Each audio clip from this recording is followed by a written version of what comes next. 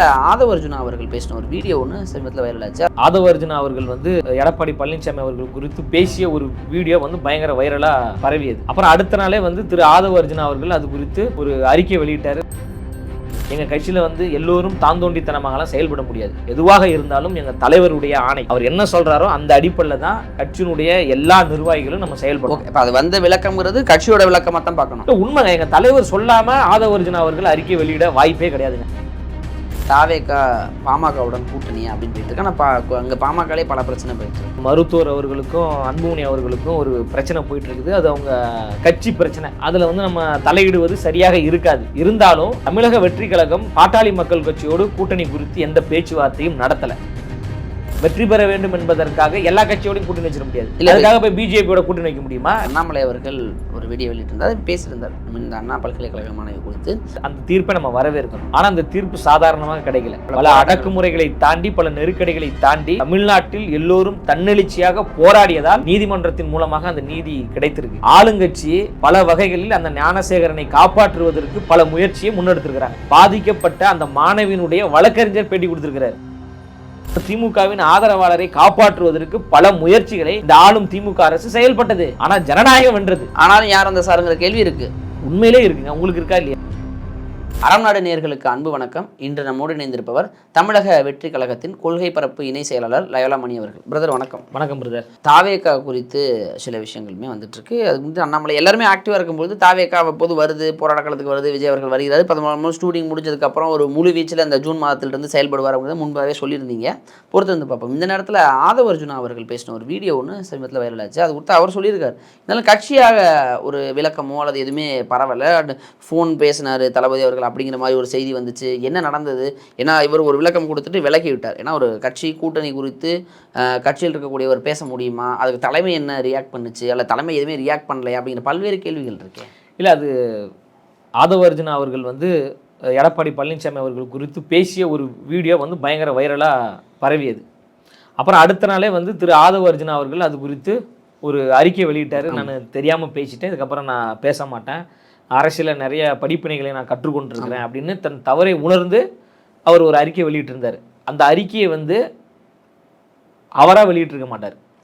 எங்கள் தலைவர் ஏதாவது சொல்லியிருக்கலாம், எங்கள் பொதுச் செயலாளர் ஏதாவது சொல்லியிருக்கலாம், இந்த மாதிரி நீங்கள் பேசியது ரொம்ப வைரலாக போகுது, இப்படி பேசியிருக்கக்கூடாது, இது தவறு அப்படின்னு எங்கள் தலைவர் சொல்லியிருப்பார். எங்கள் தலைவர் சொன்னதன் அடிப்படையில் தான் அவர் அறிக்கையை வெளியிட்டிருப்பாரே தவிர எங்கள் கட்சியில் எல்லோரும் தாந்தோண்டித்தனமாகலாம் செயல்பட முடியாது, எதுவாக இருந்தாலும் எங்கள் தலைவருடைய ஆணை, அவர் என்ன சொல்றாரோ அந்த அடிப்படையில் தான் கட்சியினுடைய எல்லா நிர்வாகிகளும் நம்ம செயல்படும். இப்போ அது வந்த விளக்கம்ங்கிறது கட்சியோட விளக்கமாக தான் பார்க்கணும். உண்மை, எங்க தலைவர் சொல்லாம ஆதவர்ஜுனா அவர்கள் அறிக்கை வெளியிட வாய்ப்பே கிடையாதுங்க. தலைவர் கூப்பிட்டு பேசியிருப்பாங்க, இந்த மாதிரி நீங்க பேசுறீங்க, அது தவறானதுங்க, அவர் இருந்தாலும் என்னதான் இருந்தாலும் எதிர்கட்சி தலைவர், ஒரு பெரிய லீடரு, அவரை நம்ம அப்படி குறைத்து மதிப்பிடக்கூடாது அப்படின்னு ஏதாவது எங்கள் தலைவர் சொல்லியிருப்பாங்க. அதை உணர்ந்து ஆதவர்ஜுனா அவர்கள் தான் செய்தது தவறு என்பதை உணர்ந்து அவர் அறிக்கை வெளியிட்டார். அந்த பிரச்சனை அதோடு முடிஞ்சிருச்சு. அது போக போக எல்லாமே ஒரு சுமூகமான ஒரு தீர்வை நோக்கி தான் போயிட்டு இருக்கு. இதற்கு இடையில தாவேக்கா பாமகவுடன் கூட்டணியா அப்படின்னு போயிட்டு இருக்கு. ஆனால் அங்கே பாமகலே பல பிரச்சனை போயிட்டு இருக்கு. இல்லை, அது மருத்துவர் அவர்களுக்கும் அன்புமணி அவர்களுக்கும் ஒரு பிரச்சனை போயிட்டு இருக்குது. அது அவங்க கட்சி பிரச்சனை. அதில் நம்ம தலையிடுவது சரியாக இருக்காது. இருந்தாலும் தமிழக வெற்றி கழகம் பாட்டாளி மக்கள் கட்சியோடு கூட்டணி குறித்து எந்த பேச்சுவார்த்தையும் நடத்தலை. பேச்சுவார்த்தை எல்லாம் எங்கள் தலைவர் அவர்கள் பேசுகின்ற பொழுது அதிகாரப்பூர்வமாக அறிவிப்பார், யாரோடு கூட்டணி வைக்க போகிறோம் என்று. ஆனால் கூட்டணி என்பது எங்கள் தலைவர் தளபதியின் தலைமையில் தான் கூட்டணி, தமிழக வெற்றி கழகத்தின் தலைமையில் தான் கூட்டணி. எங்களுடைய கொள்கைகளையும் கோட்பாடுகளையும் தமிழ்நாட்டு நிலப்பரப்பினுடைய வாழ்வியல், கலாச்சாரம், பண்பாட்டு ஆகியவற்றை உள்வாங்கி கொண்ட கட்சிகளோடு தான் கூட்டணி வைக்க முடியுமே தவிர வெற்றி பெற வேண்டும் என்பதற்காக எல்லா கட்சியோடையும் கூட்டணி வச்சிட முடியாது. இல்லை, அதுக்காக போய் பிஜேபியோட கூட்டணி வைக்க முடியுமா? இல்லை, அதுக்காக போய் திமுகவோட கிடையாது. திமுகவும் பிஜேபியும் எங்களுக்கு நேரடி எதிரி, அரசியல் எதிரியாக, கொள்கை எதிரிகளாக இருக்கிறாங்க. அப்போ தமிழ்நாட்டில் ஒரு ஆட்சி மாற்றத்தை ஏற்படுத்தணும். ஒரு மக்கள் விரோத ஆட்சி நடந்துகிட்டு இருக்கு, ஒரு பாசிச ஆட்சி நடந்து கொண்டிருக்கு, ஊழல் நிறைந்த ஒரு ஆட்சி நடந்து கொண்டிருக்கு. அப்போ அந்த ஆட்சியை வீழ்த்த வேண்டுமென்றால் அதை வீழ்த்துவதற்கு தயாராக இருக்கக்கூடிய கொள்கை சார்ந்த கட்சிகளோடு எங்கள் தலைவர் அவர்கள் உறுதியாக பேச்சுவார்த்தை நடத்துவார்.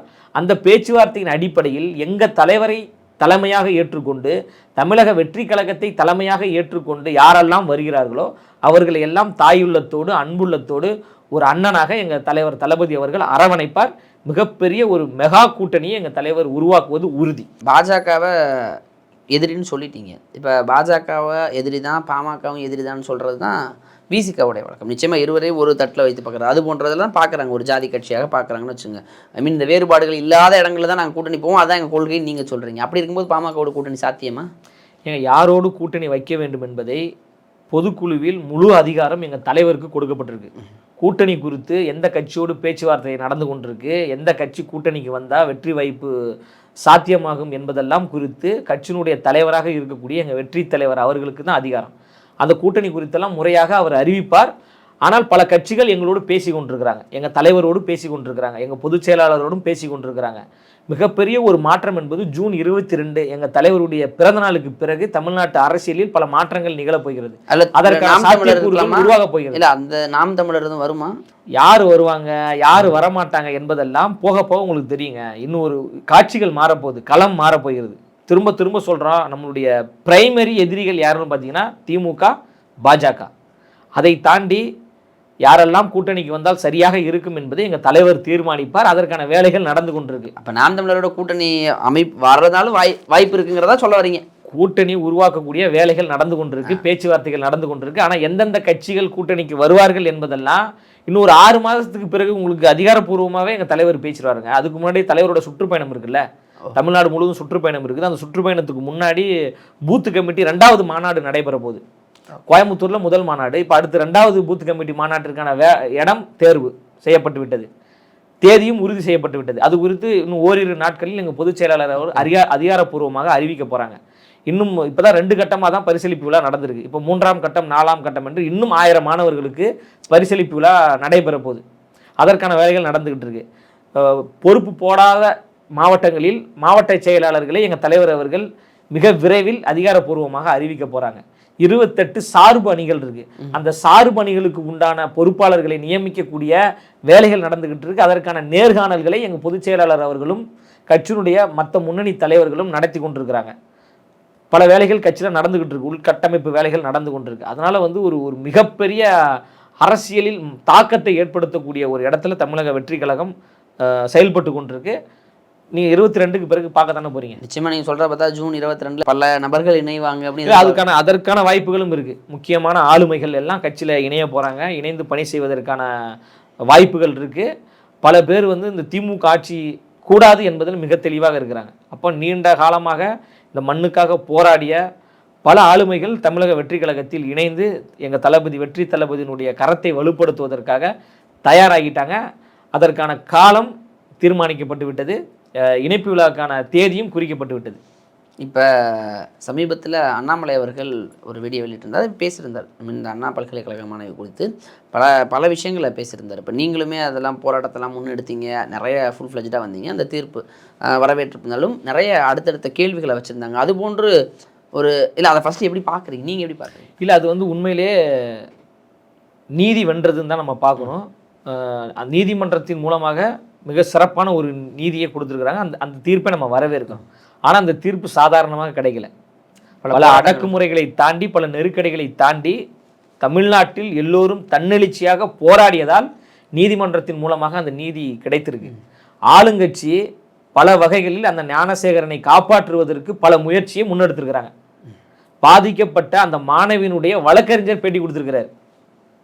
காவல்துறையை வைத்து மிரட்டுவது, மறைமுகமாக மிரட்டுவது, நேரடியாக மிரட்டுவது, பல இடையூறுகளை ஏற்படுத்தியிருந்தாங்க.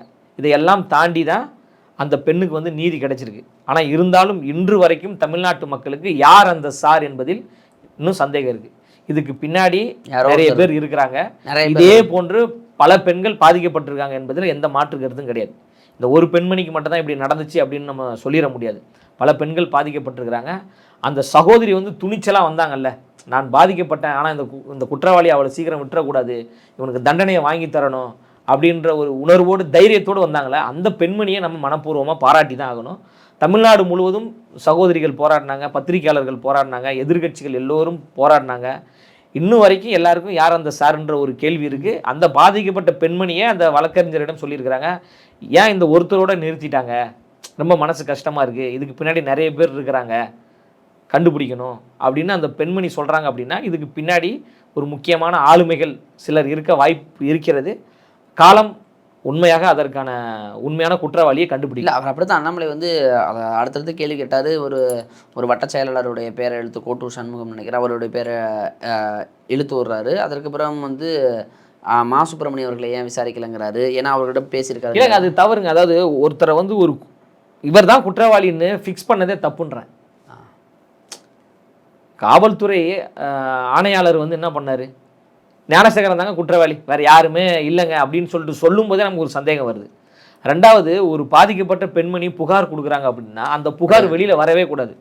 ஆனால் அந்த புகார் வெளியில் வந்துச்சு பார்த்தீங்களா, இது எப்படி நடந்தது?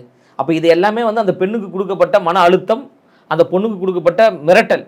நீ ஒரு எஃப்ஐஆர், நீ ஒரு கம்ப்ளைண்ட் கொடுத்துருக்க, அந்த கம்ப்ளைண்ட் காப்பி வெளியில் வருது பாரு.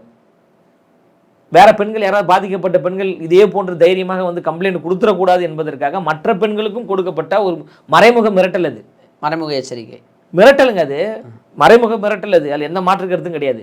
இதை இந்த ஆட்சியில் இருக்கக்கூடிய ஆட்சியாளர்கள் செய்தாங்க. சட்டமன்றத்திலும் முதலமைச்சர் என்னங்க சொன்னார், அவர் திமுகவின் ஆதரவாளர் தானே சொன்னாரு. அப்ப அந்த திமுகவின் ஆதரவாளரை காப்பாற்றுவதற்கு பல முயற்சிகளை இந்த ஆளும் திமுக அரசு செயல்பட்டது. ஆனா ஜனநாயகம் வென்றது. புரியுதுங்களா? ஆனாலும் யார் அந்த சாருங்கிற கேள்வி இருக்கு. உண்மையிலே இருக்குங்க. உங்களுக்கு இருக்கா இல்லையாங்க? அதெல்லாம் பெண்மணியினுடைய அதற்காக வாதாடிய அந்த வழக்கறிஞர் அவர்கள் பேசியிருக்கிறாங்க. அவருடைய பேட்டியை கேட்கும்போது நமக்கு தெரியும் இதுக்கு பின்னாடி நிறைய மர்ம முடிச்சுகள்லாம் இருக்கு. இதற்கெல்லாம் உண்மையான விடை எப்போ கிடைக்குன்னா, தமிழக வெற்றி கழகம் ஆளுங்கட்சியாக வருகின்ற பொழுது உண்மை குற்றவாளிகள் எல்லோரையும் எங்கள் தலைவர் அவர்கள் கைது செய்வார். பெண்களுக்கு ஒரு பாதுகாப்பு நிறைந்த ஒரு ஆட்சியாக எங்களுடைய ஆட்சி இருக்கும். அதில் எந்த மாற்று கருத்துமே கிடையாது. அண்ணா யூனிவர்சிட்டியில் அந்த பெண் பாதிக்கப்பட்ட போது தமிழ்நாடு முழுவதும் போராட்டத்தை முன்னெடுத்தது தமிழக வெற்றி கழகம் தான். அப்போ கூட எங்கள் தலைவர் ஒரு கடிதத்தை வெளியிடுறாரு, பெண்களுக்கு நீங்கள் தைரியமாக இருங்க, நான் இருக்கிறேன்னு. அந்த கடிதத்தை கூட மற்ற பெண்களுக்கு கொடுத்துடக்கூடாது என்பதில் தமிழ்நாடு காவல்துறை மும்முரமாக செயல்பட்டதுங்க. தமிழ்நாடு காவல்துறையே ஒரு சர்வதிகார போக்கோடு தான் இருக்குது. வியாசர்பாடி முல்லை நகரில் குடிசை வந்து எரியுதுங்க, தீ விபத்து ஏற்படுது. அவர்களை காப்பாற்ற சென்ற எங்களுடைய தோழர்களை, பெண் நிர்வாகிகளை கொச்சையான வார்த்தைகளை பயன்படுத்தி பூட்ஸ் காலால் எட்டி உதைத்து எங்கள் பெண் நிர்வாகிகளுடைய ஆடையை கிழித்தது இந்த திராவிட மாடல் காவல்துறை. யாருக்கு அதிகாரம் கொடுத்தா? ஒரு பெண்ணை அடிப்பதற்கு காவல்துறைக்கு யாருங்க அதிகாரம் கொடுத்தா? அடிப்படை வசதிகளை செய்வதற்காக எங்கள் தோழர்கள் போனாங்க. இந்த அரசாங்கம் செஞ்சுருக்கணுங்க. 22 குடும்பங்க வீடு எரிஞ்சு எல்லாமே நாசமாயிடுச்சு, நடு ரோட்டில் நிற்கிறாங்க. அவங்களுக்கு நலத்திட்ட உதவி, போர்வை, உணவு கொடுத்தது எங்கள் கட்சி. அங்கே இருக்கிற காவல்துறை அதிகாரிகள் தான் சொல்கிறாங்க நீங்கள் உதவி பண்ணுங்கன்னு சொல்கிறாங்க. உதவி பண்ணி கொண்டே இருக்கும்போது 5 நிமிஷத்தில் நீங்கள் வந்து தாக்குதல் நடத்துறீங்கன்னா காவல்துறை யாருக்கான ஒரு காவல்துறையாக இருக்குது? ஒரு மிகப்பெரிய ஒரு பேரியக்கம், திமுக அதிமுகவுக்கு இணையாக இருக்கக்கூடிய ஒரு கட்சி தமிழக வெற்றி கழகம், எங்களுடைய கட்சி. எங்கள் கட்சியினுடைய நிர்வாகிகளுக்கு இவ்வளோ அடக்குமுறை, இவ்வளோ நெருக்கடி, பெண் நிர்வாகிகளுக்கு பாதுகாப்பு இல்லாத சூழல் இருக்கின்ற பொழுது அப்போ அந்த அண்ணா யூனிவர்சிட்டி பாதிக்கப்பட்ட அந்த மாணவிக்கு எவ்வளவு நெருக்கடி வந்திருக்கும்? நிச்சயமா பல்வேறு எவ்வளவு அழுத்தம் வந்திருக்கும்? ஒரு கரிஸ்மேட்டிக் லீடருங்க, உலகம் முழுவதும் தெரிந்த ஒரு நபர், எங்கள் தலைவர், வெற்றி தலைவர். அந்த கட்சியை சார்ந்த நிர்வாகிகளுக்கு இப்படி ஒரு மிரட்டல், வெளிப்படையான மிரட்டல்னா இவங்க பாமர மக்களுங்க. அந்த சகோதரி வந்து மிக மிக ஏழ்மையான குடும்பத்தை சார்ந்த ஒரு சகோதரி, மெரிட்டில் பாஸ் ஆகி வந்திருக்கிறாங்க, கூலி தொழிலாளி, அவங்க அவ்வளோ கஷ்டப்படுறாங்க. அப்போ அந்த சகோதரிக்கு எவ்வளோ மிரட்டல் வந்திருக்கும்? அந்த மிரட்டல்லாம் தாண்டி நின்னாங்க பார்த்தீங்களா, நீதி வென்றிருக்கு பார்த்தீங்களா? நிச்சயமா இப்போ இதற்கான விடைகள் எல்லாம் தாவேகா ஆட்சி அதிகாரத்தை பெறும் பொழுது நிச்சயம் நாங்கள் மக்களுக்கான பாதுகாப்பையும் பெண்கள் பாதுகாப்பையும் உறுதி செய்வோம்னு சொல்றீங்க. ஏங்க அதில் எந்த மாற்று கருத்துமே கிடையாது. அது ப்ரீவியஸாக நடந்த குற்றங்களையும் தேடி பிடித்து குற்றவாளிகளை கைது செய்வது, குற்றவாளிகளை, உண்மை குற்றவாளிகளை கைது செய்து சிறைப்படுத்துவது தான் எங்களுடைய நோக்கமே. பெண்கள் பாதுகாப்பாக இருக்கணும், மாணவர்கள் பாதுகாப்பாக இருக்கணும். இவங்கள மாதிரி நாங்கள் வந்து மாணவர் கடனை தள்ளுபடி பண்ணுறோன்னு பொய்யான வாக்குறுதிகள் சொல்லக்கூடிய ஆட்கள் கிடையாது. இலவச மடிக்கணினியை நிறுத்தக்கூடிய ஆட்கள் நாங்கள் கிடையாது. சரிங்களா? உண்மையாக மாணவர்கள் வளர்ந்து, மாணவர்கள் தான் இந்த நாட்டினுடைய எதிர்கால தூண்கள். அவர்களை உயர்த்தணும், அவர்களை ஊக்கப்படுத்த வேண்டும் என்பதற்காகத்தான் எங்கள் தலைவர் அவர்கள் 1000 மாணவர்களுக்கு இப்போ வரைக்கும் 1100 மாணவர்களுக்கு அவர் பரிசு கொடுத்துருக்காருங்க. அவர் வேர்வை சிந்தி உழைத்த பணம், அவர் கொடுத்த ஒவ்வொரு காசுமே அவர் சம்பாதித்த பணம். மக்களுடைய வரி பணத்தை கொள்ளடிக்கல, புரியுதுங்களா? மக்களை ஏமாத்தல, அவர் கஷ்டப்பட்ட காசை கொடுத்தாரு. இதை விமர்சிப்பதற்கு திமுகவினுடைய கொத்தடிமைகளுக்கு எப்படி வாய் வருது? திமுகவினுடைய அடிவருடிகளுக்கு எப்படி வாய் வருது? பெண்களை ஆபாசமா பேசுவதற்கு எப்படி வாய் வருது? புரியுதுங்களா? நீங்க பாருங்களேன், திமுகவினுடைய அமைச்சர்கள்லாம் பாருங்க, துரைமுருகன் பெண்கள் குறித்து தரைகுறைவா பேசுவார், பொன்முடிகள் கேவலமா பேசுவார். கூட்டணி இருக்கின்ற கூட்டணி கட்சி தலைவர் வேல்முருகன் எப்படி பேசுறாரு பாத்தீங்களா? இப்ப உங்களுடைய மனநிலை என்ன? அவங்களுடைய மனநிலை தான் பிரதிபலிக்குது. பெண்கள் எல்லாம் உங்களுக்கு இலக்காரம், பெண்களை பத்தி நம்ம பேசினா யாரும் எதுவும் பண்ண மாட்டாங்க. இப்போ இல்லை அப்படி இது முன்பு இருந்திருக்கலாம். ஆனால் இப்போ எல்லாமே காணொலிகளாக வீடியோக்களாக சமூக வலைதளங்கள் இருக்கு, எல்லாமே ஒரு பதிவுகளாக இருக்கு. மக்கள் அதுக்கு பதில் சோசியல் மீடியா வளர்ந்துருச்சுங்க. பல லட்சம் பேர் நம்மளுடைய பேசக்கூடிய இதை கேட்பாங்க அப்படின்ற அந்த ஒரு மெச்சூரிட்டி கூட இல்லாத ஒரு லீடரா?